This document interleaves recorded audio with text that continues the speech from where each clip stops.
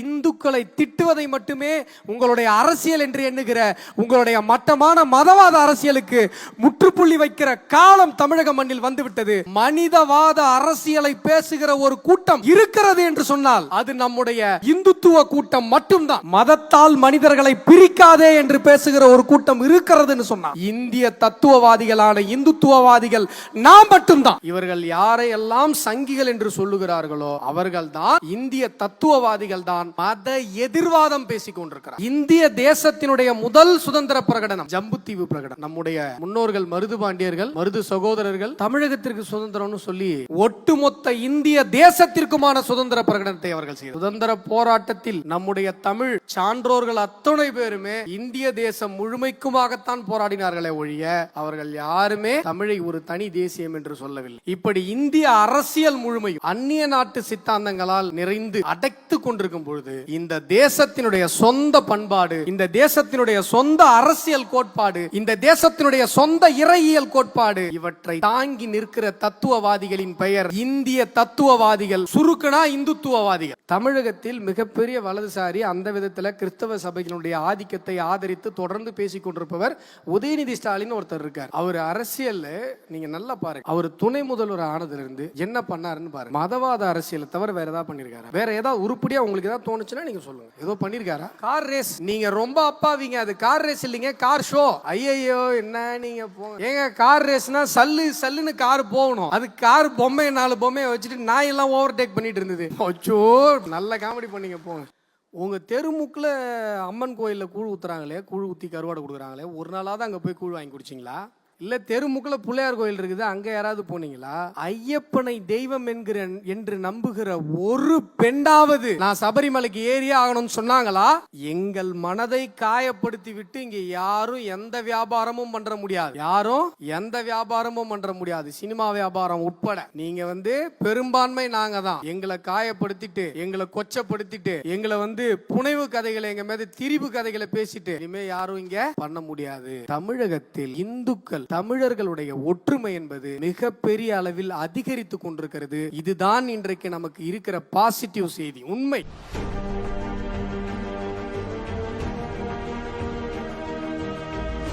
தமிழகத்தை பொறுத்தவரை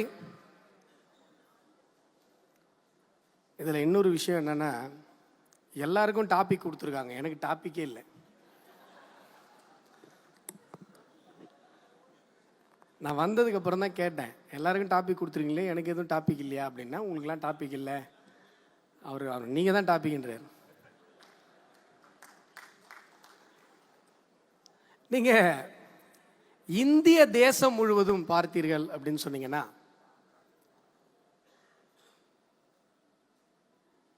அரசியல் முழுவதும் அந்நிய நாட்டு சித்தாந்தங்களால் அடைத்துக் கொண்டிருக்கிறது. Foreign ideologies. திராவிடம் foreign ideology, communism foreign ideology, Congress நடத்துறதே ஃபாரின்காரங்க தான். தமிழ் தேசியம் ஃபாரின் ஐடியாலஜி. நீங்க கேட்கலாம், சார் தமிழ் தேசியம் அது எப்படி ஃபாரின் ஐடியாலஜி சொல்றீங்க? திராவிடம் ஓகே, கார்டுவலுங்கிற வெள்ளக்காரன் கொடுத்தது. கம்யூனிசம் நேச்சுரலி அது ஃபாரின் ஐடியாலஜி. தமிழ் தேசியம் எப்படி சொல்றீங்க? தமிழ் தேசியம் என்பதும் கூட இலங்கை என்கிற ஃபாரின்ல இருந்து இங்க பல பேர். ஆனா உண்மையிலே பாத்தீங்க அப்படின்னு சொன்னா தமிழ் தேசியம் என்கிற ஒரு தத்துவம் எங்குமே இல்லை. சிலர் இங்க கேட்குறாங்க, சார் வெள்ளைக்காரன் வந்ததுக்கு அப்புறம் தான் சார் இந்தியாங்கிற ஒரு நாடே உருவாச்சு அப்படின்னு கேட்குறாங்க. வெள்ளைக்காரன் வந்த உடனே ஈஸ்ட் இந்தியா கம்பெனின்னு ஆரம்பிச்சான். எப்படி அப்புறம் அதுக்கு ஈஸ்ட் இந்தியா கம்பெனின்னு பேர் வச்சான்? கம்பெனி ஆரம்பிக்கும் போது இந்திய தேசத்தினுடைய முதல் சுதந்திர பிரகடனம் ஜம்புத்தீவு பிரகடனம். நம்முடைய முன்னோர்கள் மருது பாண்டியர்கள், மருது சகோதரர்கள் தமிழகத்திற்கு சுதந்திரம்னு சொல்லி பிரகடனப்படுத்தல, ஒட்டுமொத்த இந்திய தேசத்திற்குமான சுதந்திர பிரகடனத்தை அவர்கள் செய்தார்கள். சுதந்திர போராட்டத்தில் நம்முடைய தமிழ் சான்றோர்கள் அத்தனை பேருமே இந்திய தேசம் முழுமைக்குமாகத்தான் போராடினார்களே ஒழிய அவர்கள் யாருமே தமிழை ஒரு தனி தேசியம் என்று சொல்லவில்லை. இன்னும் சொல்ல போனால் பிரபாகரன் அவர்களே கூட இப்போ இவங்க பேசுறல்ல சோ கால்டு தமிழ் தேசத்தை அவர் பேசவே இல்லை. அவர் அங்கே ஈழத்திற்கான போராட்டத்தை தான் முன்னெடுத்தாரே ஒழிய தமிழ்நாடும் ஈழமும் சேர்ந்து ஒரு தேசம் என்று பிரபாகரன் அவர்கள் கூட பேசல. இது இலங்கைங்கிற ஃபாரின்ல இருந்து தப்பா புரிஞ்சுக்கிட்டு ஒரு சிலர் அந்த தமிழ் தேசியம் என்கிற தத்துவத்தை பேசிக் கொண்டிருக்கிறார்கள். இப்படி இந்திய அரசியல் முழுமையும் அந்நிய நாட்டு சித்தாந்தங்களால் நிறைந்து அடைத்து கொண்டிருக்கும் பொழுது இந்த தேசத்தினுடைய சொந்த பண்பாடு, இந்த தேசத்தினுடைய சொந்த அரசியல் கோட்பாடு, இந்த தேசத்தினுடைய சொந்த இறையியல் கோட்பாடு, இவற்றை தாங்கி நிற்கிற தத்துவவாதிகளின் பெயர் இந்திய தத்துவவாதிகள், சுருக்கனா இந்துத்துவவாதிகள்.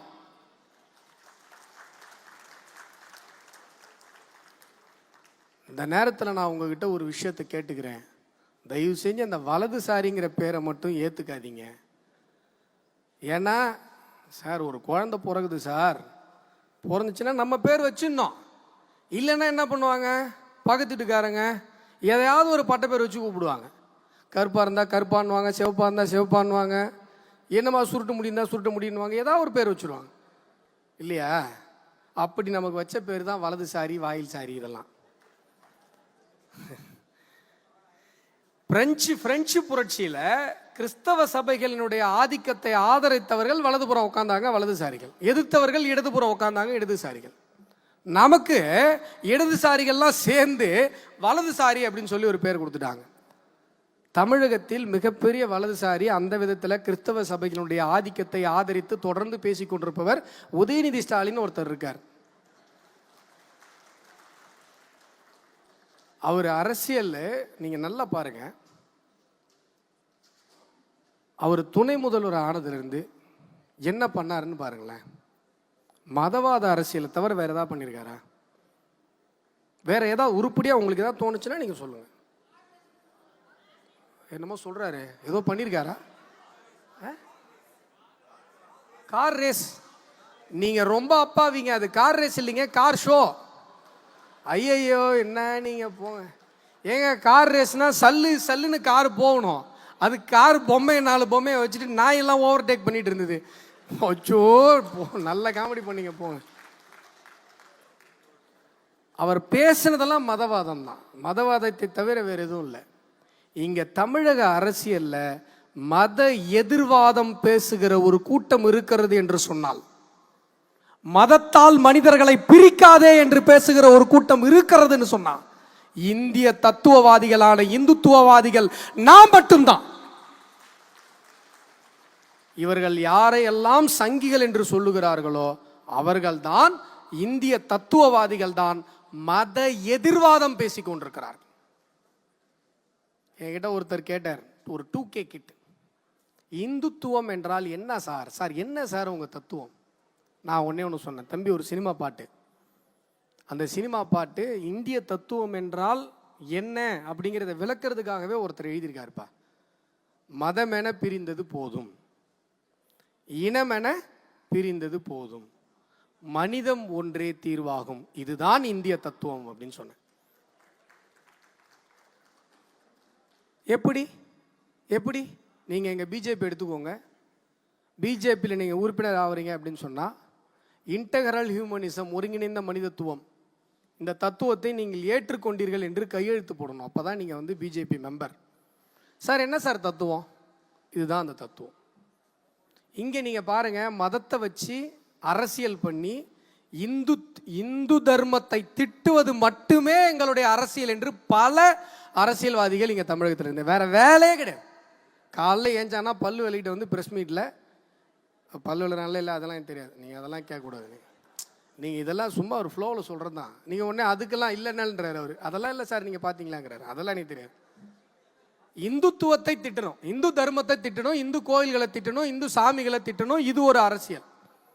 இல்லை அப்படின்னா இனத்தின் அடிப்படையில், அதுவும் இல்லாத இனவாதமான திராவிடத்தின் அடிப்படையில் மக்களை இனம் என்கிற அடிப்படையில் பிரிக்க, இது ஒரு இனவாத அரசியல். இனவாத அரசியல், மதவாத அரசியல் இரண்டிற்கும் நடுவில் தமிழகத்தில் மனிதவாத அரசியலை பேசுகிற ஒரு கூட்டம் இருக்கிறது என்று சொன்னால் அது நம்முடைய இந்துத்துவ கூட்டம் மட்டும்தான். இதனால தான் இந்திய தத்துவம் என்கிற உலகத்தினுடைய உன்னதமான மனிதவாதத்தை சுமந்து நிற்பதனால தான் மாபெரும் தலைவராக, உலக தலைவராக நரேந்திர மோடி அவர்கள் இன்றைக்கு உலகம் முழுவதும் கொண்டாடப்பட்டு கொண்டிருக்கிறார். சார், ஏன் சார் அந்த மனுஷனை இப்படி உலகம் கொண்டாடுது?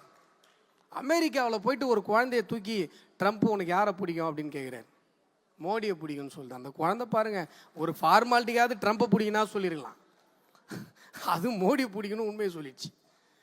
அப்படி உலகம் முழுவதும், உலகத்தினுடைய 18 நாடுகள், நம்ம ஊர் பாரத் ரத்னா மாதிரி அந்த ஊரினுடைய, அந்த நாட்டினுடைய மிக உயர்ந்த அவார்ட விருதுகளை நரேந்திர மோடி அவர்களுக்கு வாரி வழங்கி இருக்கிறது என்று சொன்னால், நாம் பேசுகிற இந்த ஒருங்கிணைந்த மனிதத்துவம் என்கிற இந்த தத்துவம், இந்த ஒருங்கிணைந்த மனிதத்துவம் என்கிற தத்துவத்திற்கான டெஃபினிஷன் சங்க இலக்கியத்தில் கணியன் பூங்குன்றனார் பாடுறார். யாதும் ஊரே யாவரும் கேளீர்.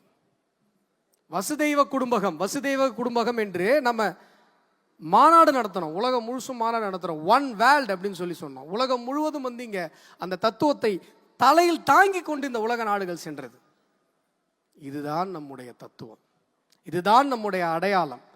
இங்கு இருக்கிற அத்துணை அரசியல்வாதிகளும் அந்நிய நாட்டு சித்தாந்தங்களை தலையில் வைத்து தீர்ந்து கொண்டிருக்கும் பொழுது, இந்த தேசத்தினுடைய சொந்த சித்தாந்தத்தை தோளில் சுமந்து செல்லுகிற ஒரே கூட்டம் நம்முடைய கூட்டம். அதுவும் நான் ஒரு ஏற்பாட்டாளர்கிட்ட கேட்டேன், சார் 2 நாள் நடத்துறீங்களே எப்படி சார், 2 நாள் தொடர்ந்து கருத்துரைகளை எப்படி கேட்க முடியும் அப்படின்னு கேட்டேன். அதுக்கு அவர் சொன்னார், சார் கோயம்புத்தூர்காரங்களால முடியும் சார் அப்படின்னார்.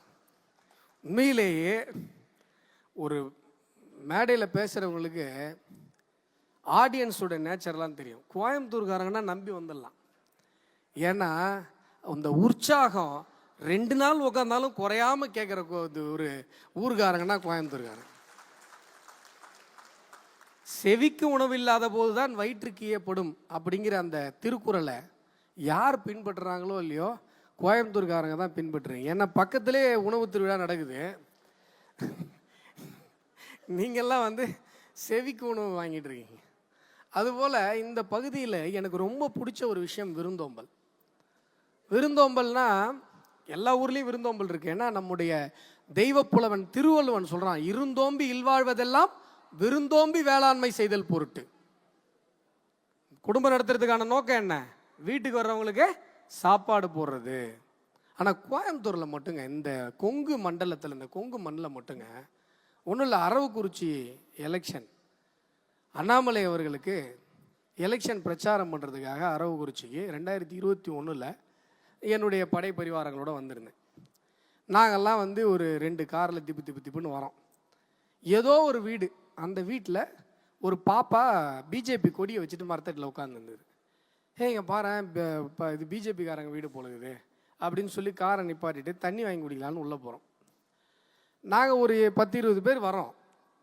எந்த கிராமத்தில் ஒரு ரிசர்வ்டு ஒரு தனியாக இருக்கிற வீட்டில் டக்குன்னு ஒரு இது இருக்கும், யாருன்னு தெரியாது, திடீர்னு வராங்க, யாருன்னாவது கேட்பாங்க, அட்லீஸ்ட் எங்க யாருங்க, என்ன விஷயமா வந்திருக்கீங்க என்னன்னாவது கேட்பாங்க.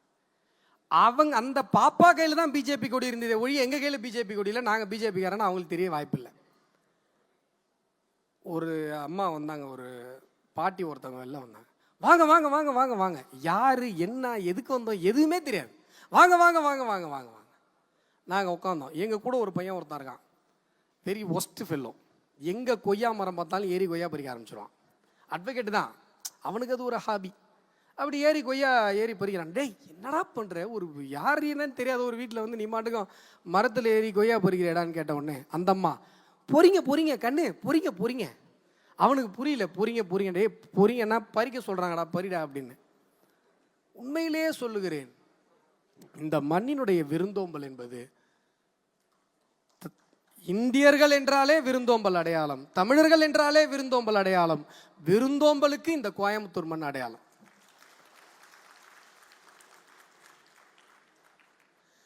இன்றைக்கு ஒரு முக்கியமான ஒரு விஷயத்தை மட்டும் நான் இங்கே பேசுகிறேன். ஏன்னா இந்த விஷயத்தை இது மாதிரி கருத்து செறிவு மிக்க ஒரு ஆடியன்ஸ், ஒரு கூட்டம் இருக்கிற இடத்துல தான் பேசணும் அப்படின்னு சொல்லி ரொம்ப நாளாக மனசில் வச்சிருந்த ஒரு விஷயம். உலகம் முழுவதும் இன்றைக்கு தேவை, உலகம் முழுவதும் இன்றைக்கு அதிமுக்கியமான அவசியமான ஒரு விஷயம் ஒன்று இருக்கிறது. Free thinking. Free thinking. அது என்ன சார் ஃப்ரீ திங்கிங்? சார், நம்ம என்ன யோசிக்கணும், நாம் எதுக்கு எமோஷன் ஆகணும், நாம் எதுக்கு அழுகணும், நாம் எதுக்கு கோபப்படணும் என்பதை ஏதோ ஒரு ஈகோ சிஸ்டம் உலகத்தில் தொடர்ந்து முடிவு செய்து கொண்டே இருக்கிறது. இந்த ஃப்ரீ திங்கிங் அப்படிங்கிற ஒரு விஷயம், இப்போ நீங்கள் உதாரணத்துக்கு பாருங்கள், தமிழகத்தில் சிரியாவில் ஏதோ ஒரு விஷயம் நடக்குது, சேவ் சிரியான்னு போடுறான். பாலஸ்தீனம் சேவ் பாலஸ்தீனம், இவன் சேவ் பண்ணாத ஊரே கிடையாது, எல்லா ஊரையும் சேவ் பண்ணிட்டான். சார், பக்கத்தில் பங்களாதேஷில் நம்முடைய மண்ணாக இருந்த பகுதி, என்னுடைய மண்ணாக ரத்தமும் சதையுமாக என்னோடு இருந்த பகுதி, பிரித்து கொண்டு போன பகுதி, அங்க இந்துக்கள் கொல்லப்படுகிறார்கள். அது பத்தின கொஞ்சம் கூட பிரகஞ்சம் இல்லாம, கொஞ்சம் கூட சொரணை இல்லாம இருக்க முடிகிறது என்று சொன்னால், இங்க நான் எதுக்கு அழுகணும், எதுக்கு சிரிக்கணும், எதுக்கு கோபப்படணும், எதுக்காக பேசணும் என்பதை இங்கு ஏதோ ஒரு சிஸ்டம் முடிவு செய்து. இது உலகம் முழுவதும் இருக்கிற பிரச்சனை, இதை தமிழ்நாட்டில் இருக்கிற பிரச்சனை நினைச்சுக்காதீங்க. இன்னைக்கு ஏஐ டிபெண்டன்சி வந்துருச்சு உலகம் முழுசும். ஆர்டிஃபிஷியல் இன்டெலிஜென்ஸ் அதை கேட்டு தான் நம்ம முடிவு பண்ணுறோம். காலைல ஏந்திரிச்சு அடுத்து என்ன பண்ணணும்னா நம்ம ஏஐ கேட்குறோம், ChatGPT கேட்குறோம், ஓப்பன் ஏஐ போகிறோம், எங்கேயோ போகிறோம். நீங்கள் உலகம் ஆர்டிஃபிஷியல் இன்டெலிஜென்ஸோட டிபெண்டன்சிக்குள்ளே போயிட்டு இருக்கு. இப்போ இந்த ஃப்ரீ திங்கிங் என்பதும் பேரலலாக சைமல்டேனியஸாக பேசப்பட்டாக வேண்டும். இங்கே எப்படி அப்படின்னு கேட்டிங்கன்னா, நியூட்ரலாக யோசிக்கிற அந்த திங்கிங் இருக்கு இல்லைங்களா, அதுக்கு அணை கட்டுகிற விஷயம் என்பது தொடர்ந்து இருந்து கொண்டே இருக்கிறது. தமிழகத்தில் ஒரு தமிழக இளைஞன் நியூஸ் சேனல்ஸால் இன்ஃப்ளூயன்ஸ் பண்ணப்படாமல், சோஷியல் மீடியாவால் இன்ஃப்ளூயன்ஸ் பண்ணப்படாமல், அவன் இயல்பளவில் யோசித்தான், அவன் இயல்பளவில் தன்னுடைய வரலாற்றை தேடினான், அவன் இயல்பளவில் படித்தான் அப்படின்னு சொன்னான், அவன் இயல்பளவில் ஆதரிக்கிற கட்சியாக பாரதிய ஜனதா கட்சி மட்டும்தான் இருக்கும். ஆனால் இங்கு தொடர்ந்து திரிபுவாதங்கள் வைக்கப்பட்டு கொண்டே இருக்கிறது. தொடர்ந்து மக்களை மடைமாற்றுகிற விஷயங்கள் நடந்து கொண்டே இருக்கிறது. நாமளும் அந்த ஈகோ சிஸ்டத்துக்குள்ள போய் பல பேரை உள்ள கொண்டு வர வேண்டியிருக்கு. ஆனால் இந்த உலகம் ஃப்ரீ திங்கிங்காக, வோக்கல் ஃபார் ஃப்ரீ திங்கிங் என்று சுதந்திர சிந்தனைக்கான ஒரு குரலை எழுப்ப வேண்டிய ஒரு அத்தியாவசியமான சூழ்நிலையில் நாம் இருந்து கொண்டிருக்கிறோம். இது உலகத்திற்கான குரல். அடுத்ததாக, மகாராஷ்டிரா தேர்தல் நமக்கு கற்றுக் கொடுத்திருக்கிற விஷயம். மகாராஷ்டிரா தேர்தல் ஒன்றும் இல்லைங்க. மகாராஷ்டிரா தேர்தல் என்னங்க? மகாராஷ்டிரா தேர்தல் ஒன்றுபட்டால் உண்டு வாழ்வு, நம்மில் ஒற்றுமை நீங்கினில் அனைவருக்கும் தாழ்வு. நரேந்திர மோடி வந்தார். ஏக் ரஹாங்கே நெக் ரஹி ரஹேங்க. எனக்கு ஹிந்தி தெரியாது, எங்க தமிழ்நாட்டில் பிறந்துட்டு எங்க ஹிந்திக்கு வந்து. யோகிஜி வந்தார், பட்டாங்கே தோ கட்டாங்கே அப்படின்னார். இது என்ன அர்த்தம் அப்படின்னா, நம்மளுடைய சொன்னேன், ஒன்றுபட்டால் உண்டு வாழ்வு, நம்மில் ஒற்றுமை நீங்கிடில் அனைவருக்கும் தாழ்வு. இதுதான் தமிழகத்தினும் 2026 நம்ம ஆட்சி அமைக்கும் பொழுது நம்முடைய தாரக மந்திரமாக இருக்கும். நான் ஓவர் கான்ஃபிடென்ட்டாக பேசுகிறேன்னு நினைக்கிறீங்களா? இல்லை. நீங்கள் 12% ஒரு அரசியல் கட்சி வாக்கு விகிதம் வந்துவிட்டது என்று சொன்னால், அதற்கு பிறகு அது 13, 14, 15 எல்லாம் போகாது. 12 அப்படின்னா குறைந்தபட்சம் அதனுடைய அடுத்த பாய்ச்சல் 22ஆகத்தான் இருக்கும், குறைந்தபட்சம். அதுவும் பிஜேபிக்கு நீங்கள் போய் எல்லா ஸ்டேட்லையும் எடுத்து பாருங்கள், பிஜேபிக்கு அது டபுள் மடங்கு ட்ரிபிள் மடங்கு வாங்கி தான் எங்களுக்கு பழக்கம். வந்துட்டோம். நம்முடைய வெற்றி என்பது வெகு தொலைவில் இல்லை. இங்கே தமிழகத்தை பொறுத்தவரை தொடர்ந்து, ஆனால் நீங்கள் ஒரு விஷயம் கவனிங்க, இந்து கடவுளை முன்பு ஃப்ரீயாக திட்டிட்டு போன மாதிரி இப்போ திட்ட முடியல. நிறைய பேர் என்கிட்ட வருத்தப்படுறாங்க, சார் நம்ம இவ்வளோ பண்ணுறோம் இது பண்ணுறோம் இந்த பாருங்க சார் ஐஎம் சாரி ஐயப்பான்லாம் பாட்டு போடுறாங்க, ரொம்ப வருத்தமாக இருக்குது. நான் தான் சொன்னேன், இல்லைங்க, முன்னாடி வந்து இந்து கடவுளை திட்டுறதுக்கு லைசன்ஸ் வாங்கிட்டு வந்த மாதிரி உட்காந்துருப்பாங்க. இப்போ இந்து கடவுளை திட்டினால் இந்த தெய்வீக தமிழக மண்ணில் மிகப்பெரிய எதிர்ப்புகள் கிளம்பிக் கொண்டே இருக்கிறது. எங்கள் மனதை காயப்படுத்தி விட்டு இங்கே யாரும் எந்த வியாபாரமும் பண்ற முடியாது. யாரும் எந்த வியாபாரமும் பண்ற முடியாது, சினிமா வியாபாரம் உட்பட. நீங்க வந்து பெரும்பான்மை நாங்க தான். எங்களை காயப்படுத்திட்டு, எங்களை கொச்சப்படுத்திட்டு, எங்களை வந்து புனைவு கதைகளை, எங்கள் மீது திரிவு கதைகளை பேசிட்டு இனிமே யாரும் இங்கே பண்ண முடியாது. தமிழகத்தில் இந்துக்கள் தமிழர்களுடைய ஒற்றுமை என்பது மிகப்பெரிய அளவில் அதிகரித்து கொண்டிருக்கிறது.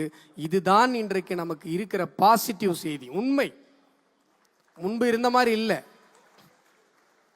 விழிப்புணர்வு என்பது எப்போ வரும் அப்படின்னு சொன்னா, இன்றைக்கு காலையில் திருவான்மியூரில் கூடுவோம் கூட்டுவோம் நிகழ்ச்சியில் கலந்துட்டு தான் இங்கே வந்தேன். விழிப்புணர்வு என்பது ஒரு மிகப்பெரிய நம்ம வந்து பிரயத்தனம் எடுக்கணும்னு அவசியமே இல்லைங்க. ஒற்றுமை ஏற்பட்டால் தானாக விழிப்புணர்வு என்பது வரும்.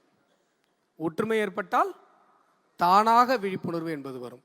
ஒற்றுமை ஏற்பட வேண்டும் என்று சொன்னால் நமக்கு விழிப்புணர்வு தேவைப்படுகிறது. விழிப்புணர்வு ஏற்பட வேண்டும் என்று சொன்னால் நமக்கு ஒற்றுமை தேவைப்படுகிறது. இது அத்தனையும் நம்முடைய கையில் தான் இருக்கிறது. மறுபடியும் நம்ம சித்தாந்த விஷயத்துக்கு வருவோம்.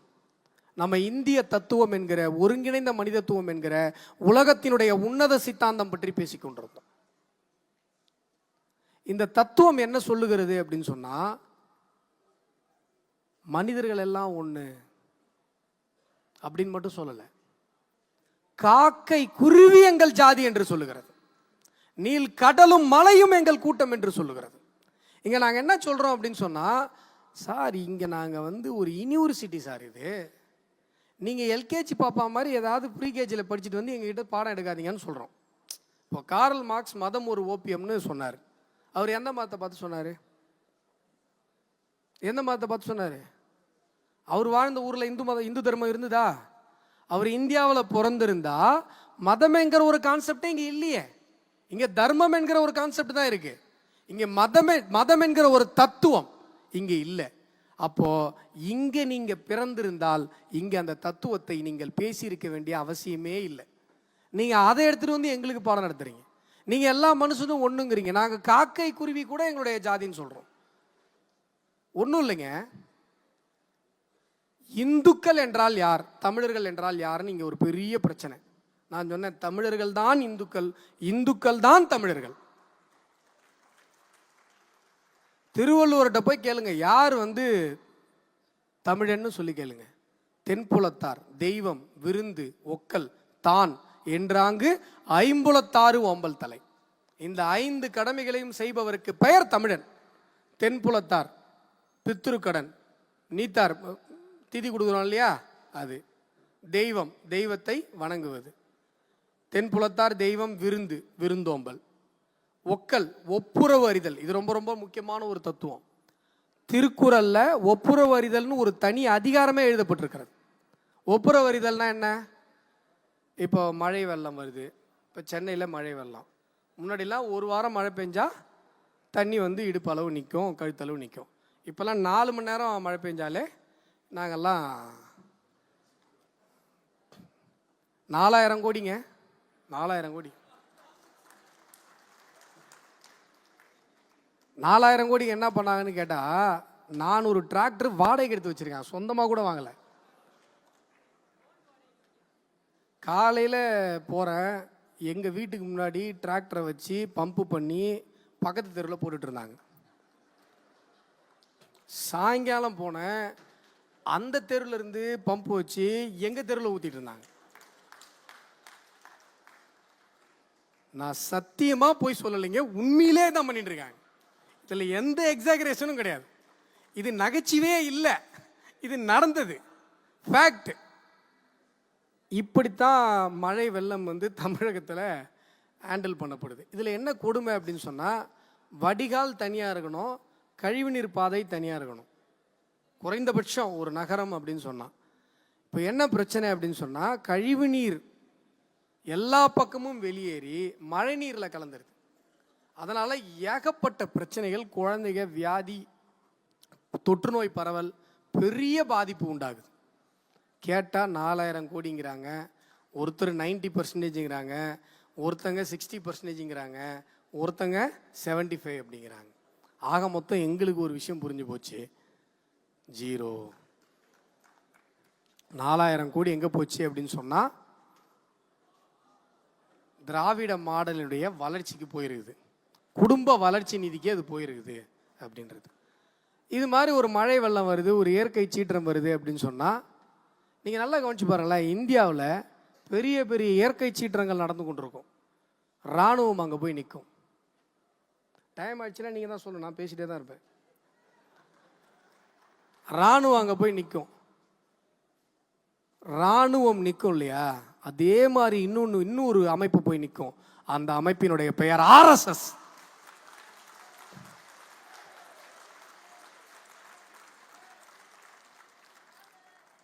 எந்த மாநிலம் எடுத்துக்கோங்க, இப்போ கேரளா கூட பாருங்க.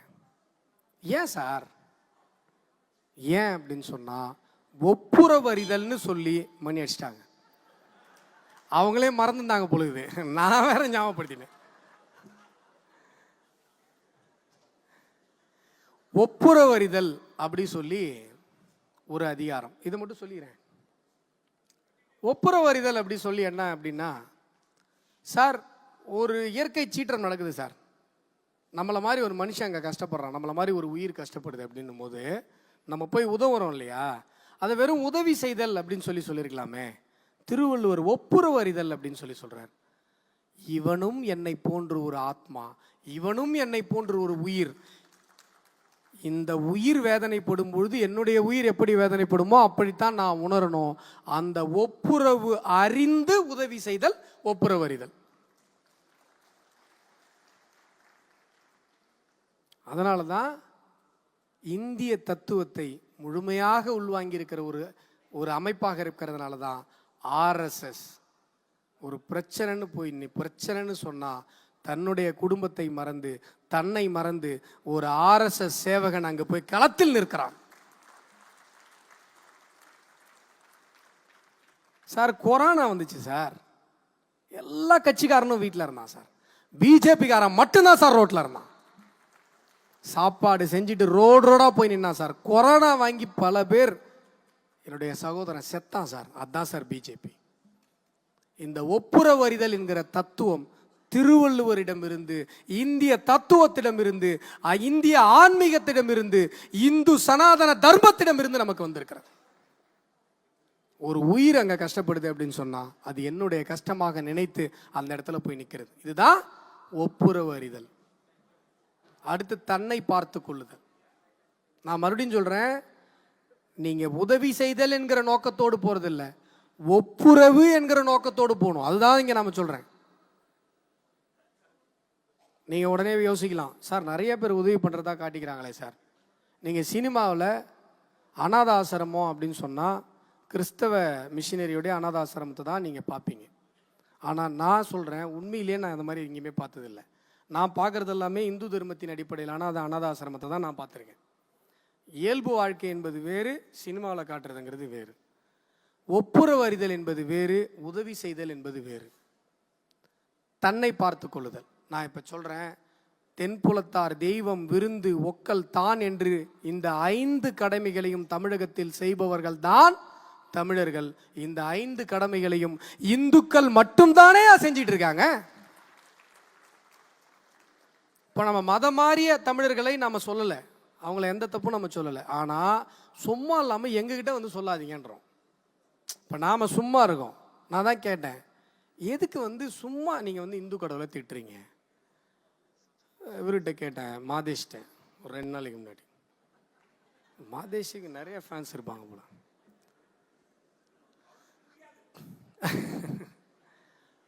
அவர்கிட்ட கேட்டேன், ஏங்க ஐயப்பா சாமிக்கு நீங்கள் வந்து மலைக்கு போகணுங்கிறீங்க, உங்கள் தெருமுக்கில் அம்மன் கோயிலில் கூழ் ஊற்றுறாங்களே, கூழ் ஊற்றி கருவாடை கொடுக்குறாங்களே, ஒரு நாளாவது அங்கே போய் கூழ் வாங்கி குடிச்சிங்களா?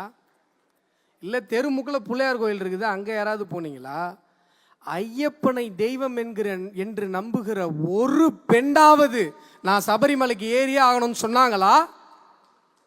நீ கத்திட்டு வெள்ளிக்கிழமை வேற்று மதத்தினுடைய கோயிலுக்கு போற, ஞாயிற்றுக்கிழமை ஒரு சர்ச்சுக்கு போறேன், எதுக்கு இந்த வேலைன்னு கேட்டேன். இல்லை அப்படின்னு சொன்னா இந்தியா முழுவதும் ஒரு கோவிலில் பெண்களுக்கு அனுமதி இல்லை, ஓகே. இந்தியா முழுவதும் ஒரு மசூதிக்குள்ளேயுமே இஸ்லாமிய பெண்களுக்கு அனுமதி இல்லையே, அதை பற்றி ஏதாவது ஒரு பெண்ணியவாதிகள் பேசணும்ல. இல்லை ஒரு பொண்ணால ஒரு பெண்மணியால போப்பாக முடியுமா, அதை பற்றி யாராவது பாட்டு பாடணுமா இல்லையா? மாதா கோயில் மணியோசம் மாதிரி அடிக்கிறாங்க பாருங்க. போப்பாக முடியுமா? முடியாது. அது கூட வேணாம், ஒரு கருப்பர், ஒரு ஆப்பிரிக்க போப்பை நீங்கள் இது வரைக்கும் பார்த்துருக்கீங்களா? பார்த்துருக்கீங்களா சார்? இல்லை. பேசுறதுனா எல்லாத்த பற்றியும் பேசுங்க, இல்லையா? உங்கள் வேலையை மட்டும் பாருங்கள். மதவாத அரசியல் பண்ணாதீங்க. மட்டமான மதவாத அரசியலை கையில் இருந்து தூக்கி போடுங்க. இந்துக்களை திட்டுவதை மட்டுமே உங்களுடைய அரசியல் என்று எண்ணுகிற உங்களுடைய மட்டமான மதவாத அரசியலுக்கு முற்றுப்புள்ளி வைக்கிற காலம் தமிழக மண்ணில் வந்துவிட்டது. தமிழர்கள் ஒன்று கூடுகிற காலம் வந்துவிட்டது.